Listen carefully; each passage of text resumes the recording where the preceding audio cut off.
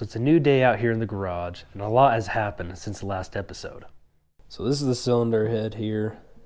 So you can see it is a little caked up with some carbon deposits on both the intake and exhaust side. I don't know if you can see it on the camera or not, but the intake boot was starting to crack and peel off, like degrading. Just see that crusty, nasty stuff, and it is like, it's hard.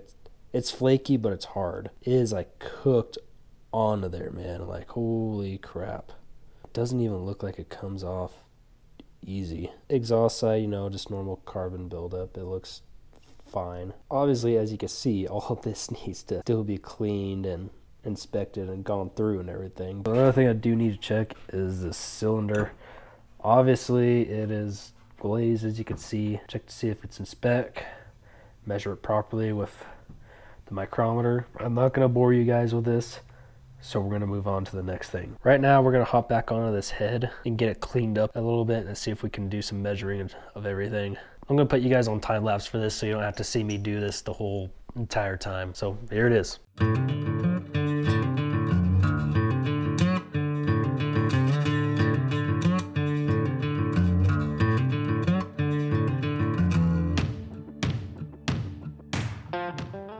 All right, guys, got our head cleaned up very nicely. I ended up taking it to my work and putting it in the solvent tank and cleaning it up as best as I could here. It's dirty on the outside, but you know what? It's gonna work.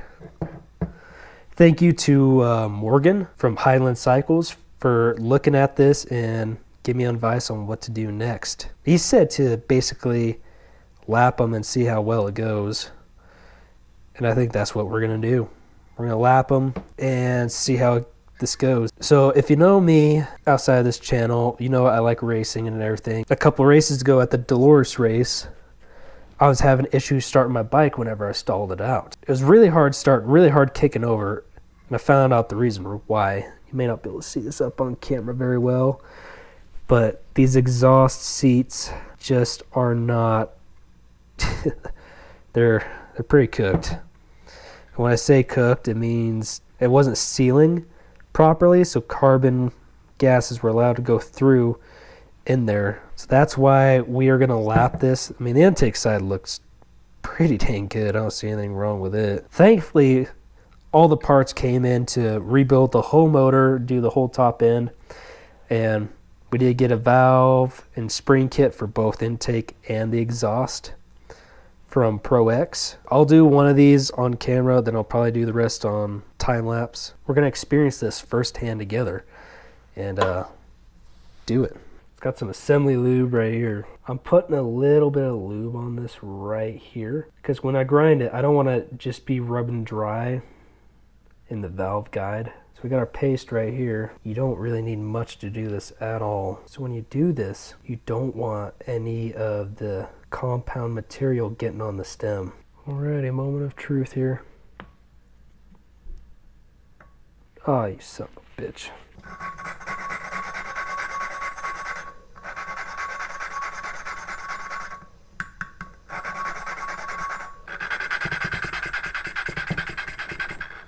Alright, we'll clean this off and see how well it did.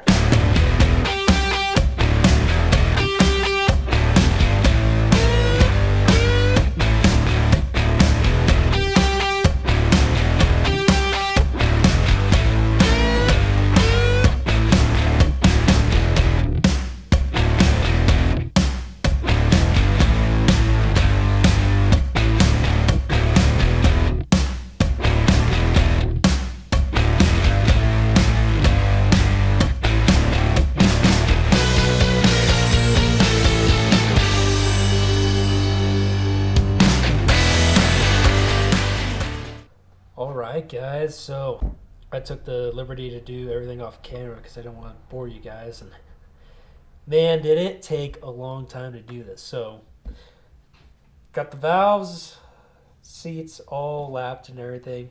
Then we started assembling everything and everything is in spec, ready to go.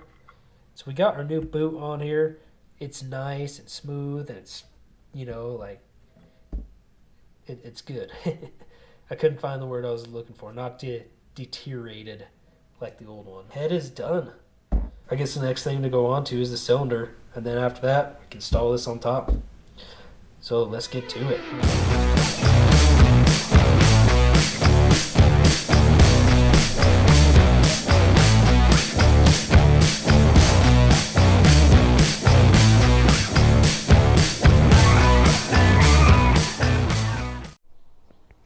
Alright guys, the bike is officially done. Got everything put back together, greased up all the linkage bearings and put new ones in, and it runs like a champ. So I'm sorry I didn't take you guys through the whole process of putting it back together. I just wanted to get the bike put back together so I can get out riding as fast as I could possible.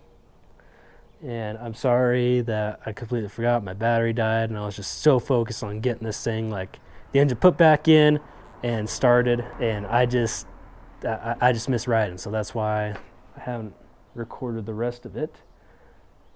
But no need to worry, everything runs, thankfully, and yeah, I couldn't be any more happy about it. We took it out for a ride at Peach for about an hour, trying not to do anything crazy with it, just to break it in, but you know how that goes. But it ran pretty well. I wanted to let you guys know everything works, it's all put back together, and there's a lot more coming to you guys. We've got racing, we've got more stuff to do with the YZ and the 10 A700, so there's like 2 more things right there. We got a 360 camera, we're gonna be trying that out.